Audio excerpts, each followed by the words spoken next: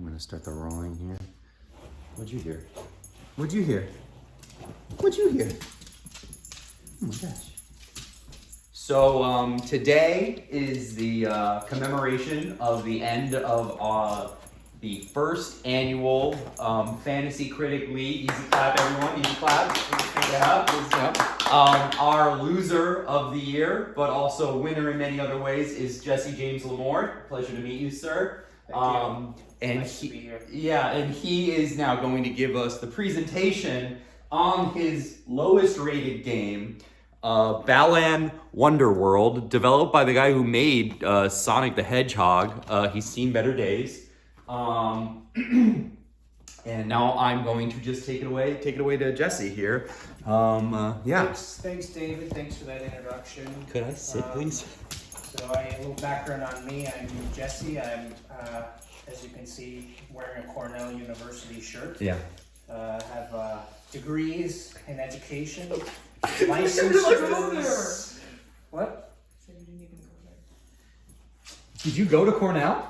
As you can see. Right. Sorry, he's wearing the shirt. So yeah, I have degrees, I have licensures, but most notably I'm a new up-and-comer Twitcher on Twitch.com. Yeah, so that is your full name, J Mort the Twitcher on the internet? So I'm here today not as a scholar, but as just a common gamer that you can all relate to, and a Twitcher. So today I bring you my review of the Balan Wonderworld, which is a game that I played under unfortunate circumstances, but nonetheless I put my heart and soul into really understanding this game, immersing myself into this experience for you all in the audience, so that you can understand a little bit about what to expect in this game and what to know about this game. So without further ado, let's get underway and find out what is the Balan Wonderworld. A lot of people don't know about this game. A lot of people are confused about this game. Right. What is it? You look at it. There's some weird creatures. There's a lot of colors. There's a lot going on there. Yeah. And here's the actual artifact, which I'll pass this around if you guys want to see it. Yeah, actually I really do. This is the original box that the game came in when it was released, with the disc intact and the advisory material. They don't do a game manual anymore, but we at least get a nice sheet about offers and ads and other games that you could buy instead of Balan Wonderworld, in case you want to return it. Yeah. But you might not want to return it. Right. You'll have to listen to this presentation and know if you do or you don't. How much does this game cost right now? Like if I wanted to buy it myself. Balan Wonderworld, you know what? I'm going to take questions later. Oh, sorry. I'm sorry. All right, so let's continue. A lot of confusion, but trust me, we're going to clear up any doubts and questions you have by the end of this presentation. Yeah. So, what is Balan Wonderworld? A video game released by Square Enix on March 26, 2001. Now, March 26 also is a known day. It's a date of significance because it is the birthday of actors such as Leonard Nimoy, Diana Ross, and Nancy Pelosi. So we have some famous birthdays on the date of this release, but the consensus is that the day is more commonly associated with Balan Wonderworld than any of these celebrities or politicians, figures. It is a platformer type game such as Mario 64 and Banjo-Kazooie. I will be referring to those two classic platformers that a lot of people know so that you guys can understand and relate a little bit more to Balan. 36% Metacritic review, which, in gamer circles, we see that and we say, this game has potential. It's got something there. It's not quite there yet, but it's, there's something. In Balan Wonderworld, your goal is to rescue children from PTSD. Very bold objective for a video game. So basically, you have these 13 worlds, and each world has a traumatized child or person. You go into the world, you explore their trauma a little bit, and then you defeat a boss to relieve them of their trauma. I have to say, I'll self-disclose a little bit here. I am a licensed therapist in Connecticut. have trained in the models of trauma treatment. Yeah. Balan Wonderworld is the only trauma treatment with 100% success rate. Every level I have beaten of Balan Wonderworld, all PTSD symptoms have been relieved. Wow. Only one that we know of so far. That's amazing. So you go into these worlds, you beat the boss. Transformations are a big part of Balan Wonderworld. You need to find these transformations that let you traverse the PTSD world and make progress. Along the way, you collect Balan statues, and that's what lets you progress and unlock the other levels of the game. You also collect and breed these little puffy creatures called Tims, just for the fun of it. They build a tower. To be honest, I haven't completed my tower yet, but they're working on it. My Tims are working on it as we speak. I have about 3,000 so far, and yeah, it's fun. You watch them grow. They're like your babies, and they build a tower. So okay, you know what it is now. You understand the concept of Balan, but do you want to play this game? Should you play this game? No, you should just go with it. That's just the easiest way. So, thank you. What? I really appreciate it. Here's my Twitch account. Please follow my videos and my email. You can send questions or feedback on the presentation. So, yeah, question. Thanks. Yeah. Question. How much does this game cost? Yes, Balan Wonderworld, depending on if you get a digital or an original artifact hard copy, you're going to be spending anywhere from $30 to $75. I was promised a 10-minute slideshow at minimum. This is clearly only about 6 minutes. You promised like 20 slides. What's going on here, man? Well, sometimes there's circumstances where, this is my basic review. This is where the basic, review ends. You shouldn't play this game, but sometimes I guess you might play it for certain reasons. So,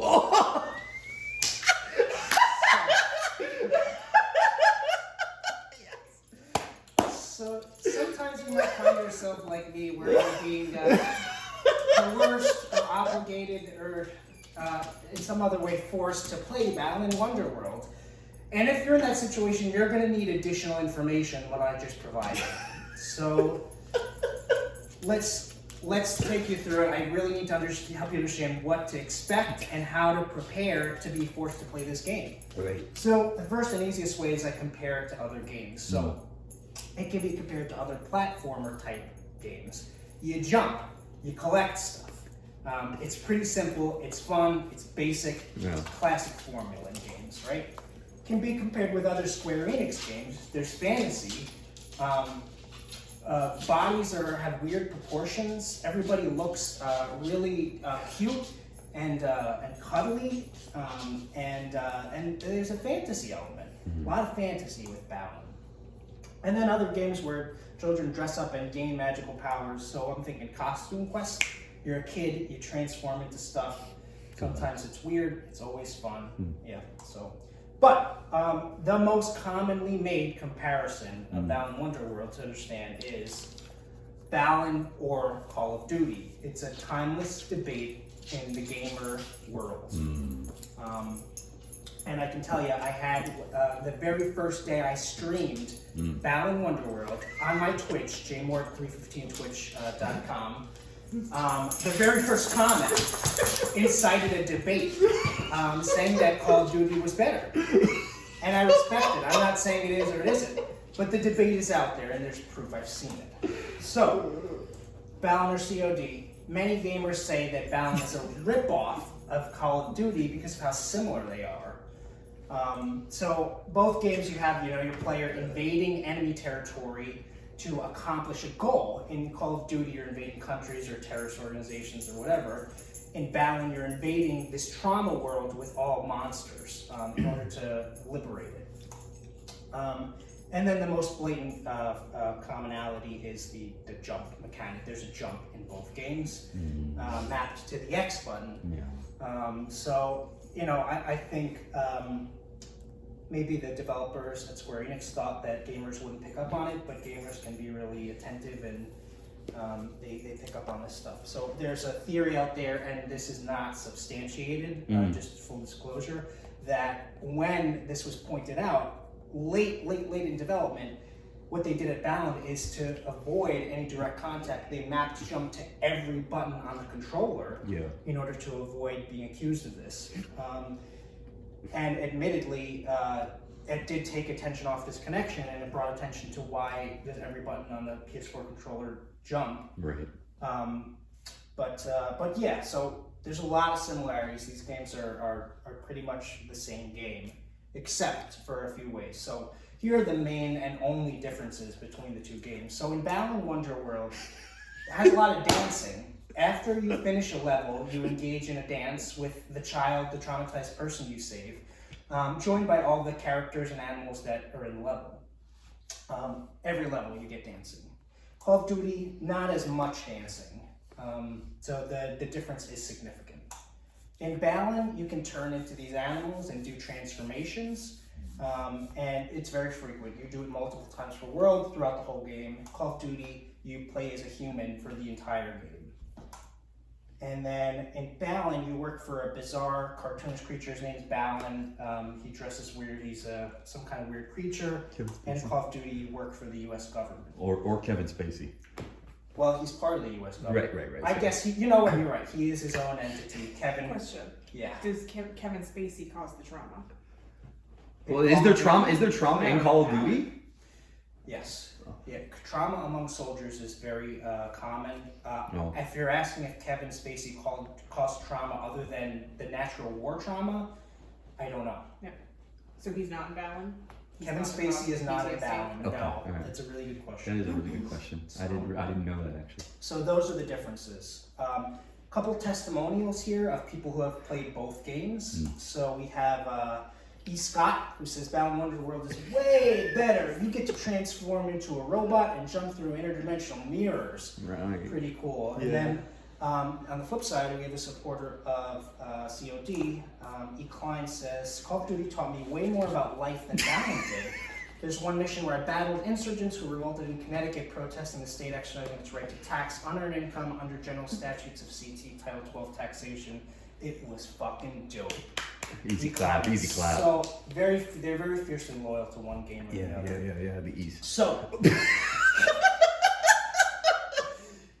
what's it gonna be? You want to play Call of Duty or you want to play Balan? You gotta choose one. You can't play both games. It doesn't make sense. It's a waste of time. So I take it you guys are going with Balan if you're gonna still listen. If you don't, if you want to go Call of Duty, I will send you this link. We have a link to a great review of the Call of Duty series. If you're really committed to sticking with Balan, then let's keep going and we'll get further into this thing. So get into the game review, do some stretches, get the blood pumping, because here we go. I'm going to take you through the good, the bad, and then give you the J. Mort official Balan Wonderworld rating. Trademarked. So, the good, the transformations. So they're the bread and butter of the game. All the levels are designed around these transformations. You can't advance through the levels without the transformations. You need them to progress. And they're just darn fun to get. You never know what you're going to get till you get into the level. You don't really know what the power is. There's a fun element of seeking them out and getting them and being able to play around with them. There's a lot, over 80 in total across the 13 worlds. Each one is very unique in experience, and as I said, they're very cute. So, case in point, the sheep transformation here, as you can see, there's cuteness here, here, here, here, and here. That's 5 points of cuteness in one transformation. Very, very stylish and aesthetically pleasing transformations that you will find in this game. More good with transformations. They're typically well integrated with the theme of the level, and it adds to the overall vibe. So I got a little clip to show you of my favorite transformation, which is called the Dusk Butterfly. So let's see if this works. It's a PowerPoint, so I always have to say before link, I hope this works. Yeah, technical difficulties. So we're gonna go to 35 here. So the gist of the Dusk Butterfly is when it's nighttime and you're a Dusk Butterfly, you can fly. Can't fly during the day, only nighttime. So in one of the levels, there's a mechanic where you can switch it to night temporarily and gain the power of flight.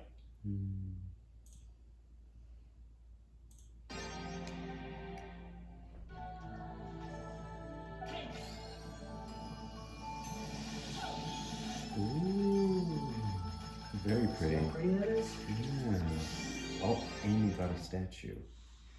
Amazing. So as you can see, very aesthetically pleasing. The transformation is integrated. In order to use it, you make it night, you get to see the beautiful change in the scenery, and you get to get your Balan statue. Win-win. All right, how do I go back to my slideshow here? Full screen from current slide. All right. All right, more of the good, the exploration. The game allows you to explore pretty freely, which is something I don't see in games a lot. The big things here, there's no invisible walls. When you go to the end of the level, you don't get blocked. It lets you jump. It lets you jump out of bounds. It lets you jump on stuff that you feel like you're really not supposed to jump on. And it gives you that feeling. It's an old feeling that I think many of us got with old platformers, where you could jump on something and feel unsteady or feel like the point that you can land on is very small and it almost feels wrong. But the game says, go ahead, do it. See where you get from it. And a lot of times you don't get anywhere, but sometimes you do. And it's kind of a fun little mechanic that I realized that I miss by playing Balan Wonderworld. Exploration, spotting a Balan statue from afar is kind of cool. And I like to say it's a little Breath of the Wildy. You see something in the distance. These Balan statues, they glow, they're golden, and they're usually floating in somewhere in the middle of the air. So it's cool to kind of see one and go for it and see how you have to get to it and what you need. Yeah, see what the heck. Yeah, sorry to backtrack a little bit, Yeah. but do you find an association between the joy in jumping and the fact that all of the buttons make you jump? Good question. No. The joy of the jumping being on every button is kind of overwhelmed by the confusion about why there's so many jump buttons, in addition to the uncertainty of which button you should use. So I'm an X-Man. I stick to X, not the mutant, but the gamer type X-Man. Yeah. I stick to X. It's comfortable. It's right there. So I just tend to use that. But good question. Do you just jump in this game? Is this just jumping? Yes. Okay. So more of the controls are pretty smooth, and the controls are pretty responsive. I like this because, going along with the exploration and some of these precise, useless jumps on random platforms, it does make it nice that you have a lot of control and you can get where you want to be and traverse the way that you want. So I found that the controls were very responsive with Balan. It felt really good. It felt like I was in control, and I made my little man go wherever he wanted to go. The jumping is accurate. The camera is very unobstructive. It's easy to move around. You can get a good layout of the land and plan a path, see where you want to go. So for example, if you have to do any type of complicated jump around a corner or something, it's easy to maneuver your camera and make it more, increase your chances of success. Mm-hmm. All right. So now get ready, because the rest is all bad. Oh, brother. So, the bad simplicity. Balan Wonderworld is not a case of more is less or less is more. It really is just jumping, like I said. A lot of the transformations have a jump and maybe a passive or an active special ability, but it's pretty much just one button. If you have your jump, you have your jump, and if you have something else, then you don't have your jump.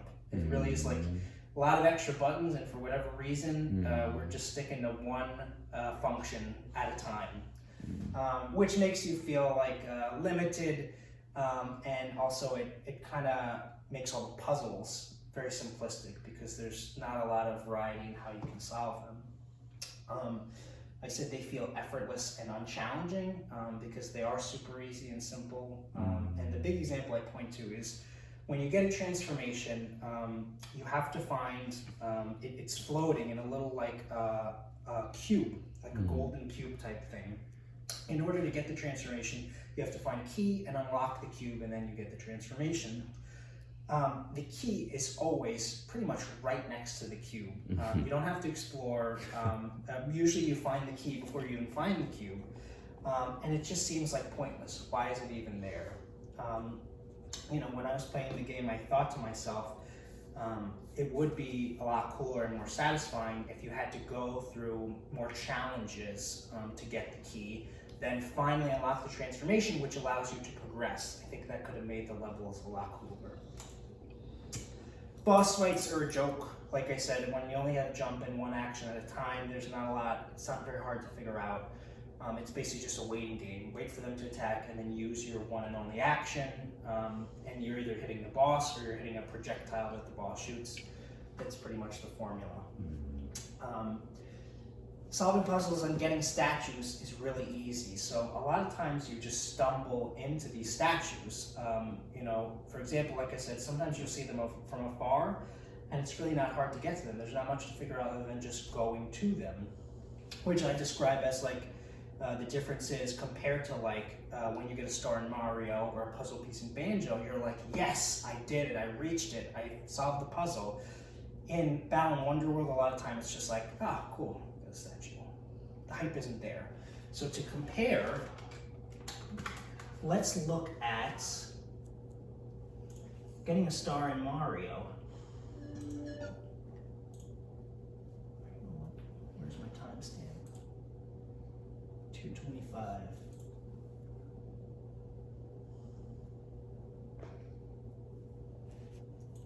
So here's what it feels like to get a star in Super Mario 64.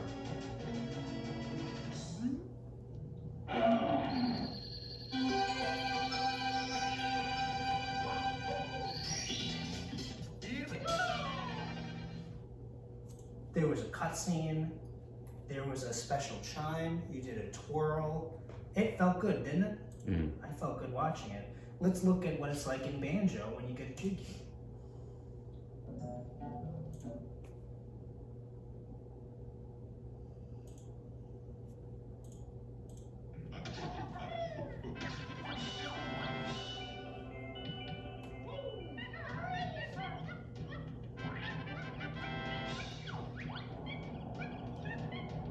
What the monkey doing now? Don't worry about the monkey. Sorry. You get a nice fanfare, and as you can see in the Balan video that I pulled up before, go back a couple seconds here. The Balan fanfare, you get a chime, you get a little glowy statue, but that's it. It's kind of there and it's over. So I think it does represent how easy and sometimes unearned the rewards are. Alright, what happened to my power? How do I make this big again? You had to be on you had to have the top menu thing. No, you had it when you were in the full thing. You're like not in the full thing anymore, remember? Yeah, there you go.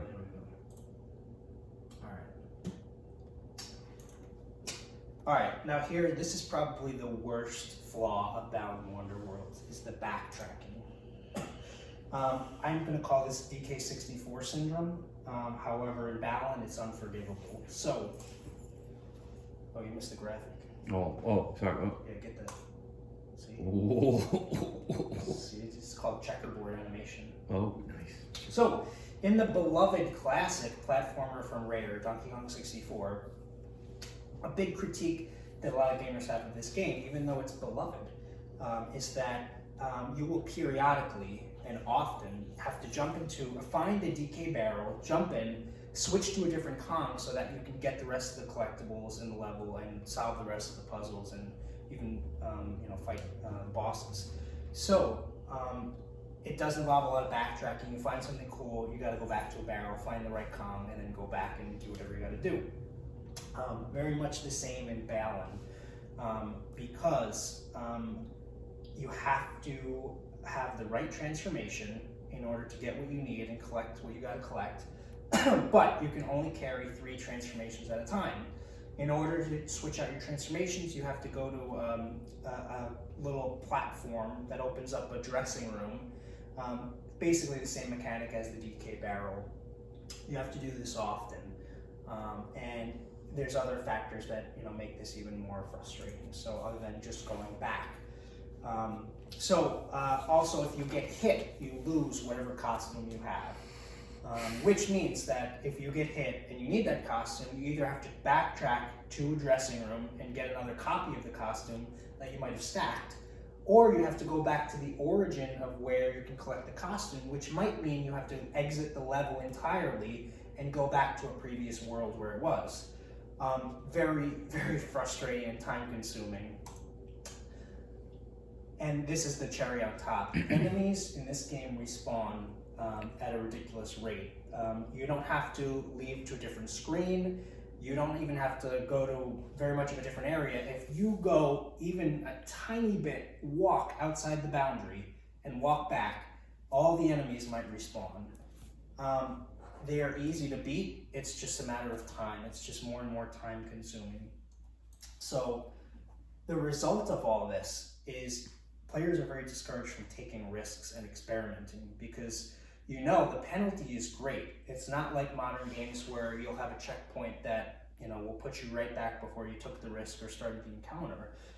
You were going to have to do a lot of backtracking to get back to where you were, which is not fun. Some borrowed mechanics and themes, heavy influences from Mario Odyssey, obviously, all these different transformations and kind of integrating the transformation to your own character. Mario Odyssey just did it better in every way possible. The other thing I noticed that I felt like was a little bit of a ripoff was the Kingdom Hearts. It had these like storybook worlds that you go into, and the enemies are undeniably similar. So here we have a Balan enemy, or is it? Oh. And here we have a Kingdom Hearts enemy. I don't know which is which. Oh. Wait, which is which? So it turns out this is a Heartless from Kingdom Hearts, okay. and these are variations of some of the monsters in Balan. Very similar, blobby, dark creatures with eyes and no mouth. So a little bit of borrowed stuff that I feel like Balan could have invented their own thing. And then I nitpicked a little bit too. The Balan bouts is a mechanic in the game where you trigger this little cutscene where Balan is kicking rocks and shooting energy balls and stuff, and you have to just do these timed button presses. It just gets really repetitive and unfun. And the only benefit from it is you can earn a Balan statue in each level if you do it perfectly, or you can multiply the amount of Tims or gems or something that you get. I think it's just, it was a missed opportunity. This was another thing I didn't like, characters disappearing when you get close to them. Like I said, one of the things Balan has going for it is the aesthetics. The worlds are kind of cool and it gives a cool vibe. But when you try to take a closer look at the characters, they vanish when you get close enough to have a good look. Which, again, it's nitpicky, it's a little, but it's something that bothered me in almost every level. So, my overall thoughts on Balan Wonderworld. It's not a good game at all, but it wasn't bad to play. The backtracking and those things were frustrating, but generally I had fun kind of cruising through the game, trying to avoid the backtracking as much as possible. The levels, like I said, are overly simplistic and repetitive gameplay, but the good thing is that they're short enough so that you can kind of just blow through them and not have to subject yourself to as much of the repetitiveness. If I was completing this game 100%, my experience would not be as good and it would be much more frustrating, and I don't think I'd be able to have any fun playing it. But just being able to get through it for the sake of finishing the game, it wasn't too bad. With that, the progression requirements are not strict. So you don't have to collect every Balan statue in a level to get to the next one. The actual requirement is pretty lenient, which again was good because if there was a statue I missed, instead of saying, okay, I'm gonna have to backtrack, find the right costume, come back, do this, I would just say, screw that trophy, I'll just get the next one, and kind of keep moving, which was good. And the last thing is the game just can't help but remind you that there's better platformers out there. So if you really want a platformer, there's better games you could get, from 20 years ago even. So don't play Balan Wonderworld. Not because it's an awful game, just because you don't need to. Again, you're not missing out on anything here. I give it the J-Word value rating of 3 out of 10, which means it really doesn't bring anything to the table. There were some parts that I liked, so I think it does earn some points. But overall, like I said, it just made me want to just play other games. Fun rating was a 7 out of 10 because I could play without really giving a shit or trying to complete a lot of more frustrating parts. And I liken it to taking a hallucinogen. You zone out for a little bit playing Balan, you see pretty colors and vibrant colors, the world spins a little bit, and then maybe later on you regret what you've done. And that is it, ladies and gentlemen, for the review of Balan Wonderworld. Thank you for listening. We've done it, we cleared the course. Woo! And I will now take any final questions or comments. I have questions on the Tims. I have Yes. several questions on the Tims. Yes. What is a Tim? Yeah, you never even showed us this Tim thing. Is it a guy? Is it a... Are they giving you slaves for completing Are you a slaver? that then in make this you game? a tower? Well, Are the they- Tims are kind of like slaves because you force them to build a tower, but they're also like your babies. So, Baby slaves? They're Okay, basically alright, like a alright. baby slave. Now I'm pissed. Um, All right, now I gotta add an extra note. I'm so sorry. And you Yeah. breed your babies. You breed the babies, and it's interesting how you do it. So basically, you get these precious gems that you collect in the worlds. You feed the gems to your baby slaves, and then when one gets fat enough, you pick up I'm being serious, this is absolutely serious. You pick up a tinier baby slave, and you throw it at the fat one, and the fat one explodes and becomes little again, and generates an egg. So you kind of get an additional little egg I actually slave. saw that happen. So reproduction is asexual, but traumatic. It seems is- like it's traumatically non-sexual. Traumatically non-sexual, yeah. That's probably the best description. And this isn't a game about childhood trauma. Correct, yes. Are these Tims trying to build like a wall to like keep out like something bad, like Arabs. Arabs, Is aliens? it Eric's? Oh, sorry, Arabs, Erics, aliens. No, this is going to get demonetized. Sorry, I'm so sorry. No, the motives that the Tims have are unknown, other than the fact that they just don't want to disappoint me or anger me in any way. So they just do what they're doing. Who is Like Balan? slaves. Balan is some mysterious creature. He seems to have an alter ego because when he's not punching boulders, Yeah. he's fighting this alter ego. Dark Balan?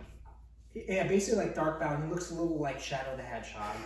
I don't know. I'm not a specific Balan scholar. That's not my area of expertise with this. Right. They are out there though, but Balan's motives are currently unknown to me. I don't know why he does what he does. He seems to get some enjoyment out of helping the traumatized children, but he also seems to get enjoyment out of everything.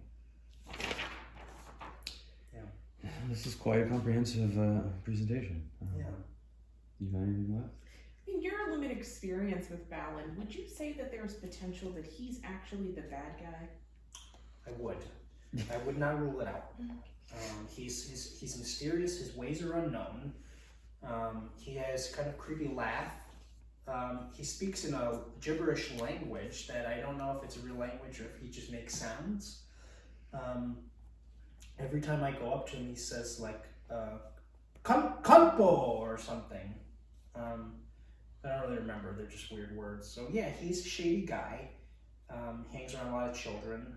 Says he wants to help them. I do all the work though. It seems like he has magical powers and he could help them, but he waits for me to go into the worlds and save the children myself. So yeah, he's a mysterious guy. Okay. Final question. Yeah. If you had the opportunity to go back in time and talk to the developers about developing a game about curing childhood trauma through jumping, what would you say? If I could talk to them about, give them recommendations. Just, you found out that the developers are in the room next to you and they're talking about developing a game about curing childhood trauma by jumping. I would say in that moment, this is bullshit. You can't cure trauma that way. But, like I said, having played it, I can't argue with the results. So, I've seen it myself. If you could go back in time and kill Hitler, would you? Oh, for sure. Why not? Even if he was a baby? You'd kill a baby. Would you kill a baby? Well, what I was taught at Cornell is that you have to make tough split-second decisions. So yes, based on what Cornell has made me into, I would kill a baby. Easy clap. Yeah. I have your finished score, Dr. Lamort. Yeah, thanks. So on organization, out of 1 to 4, I gave you a 4. That's top for presenting information in a logical, interesting sequence. For subject knowledge, I felt that you'd also deserved a 4 for demonstrating full knowledge, for answering all questions with explanations, elaborations. On the mechanics, I did see a couple of misspellings and grammatical errors. I saw interdimensional was spelt incorrectly, sadly. There was a weird moment where you said something, nothing, ain't nothing, ain't is not English to people born before 1970. So, unfortunately, I have to, by the degree of the school, give you a 3 there. I accept that criticism. I just want to let you know that the direct quote from E. Scott was spelled incorrectly, and No, it wasn't. Sorry, it wasn't. It was a later segment where you were giving your own anecdotal feeling. You said something. You said "yeah," and then you also said "ain't," and I'm sorry. I just have to do this, sir. It's procedure. With eye contact, I want to say overall you were quite good, but you did definitely go to notes to some degree. So I'm going to give you a 3.5. Basically in between.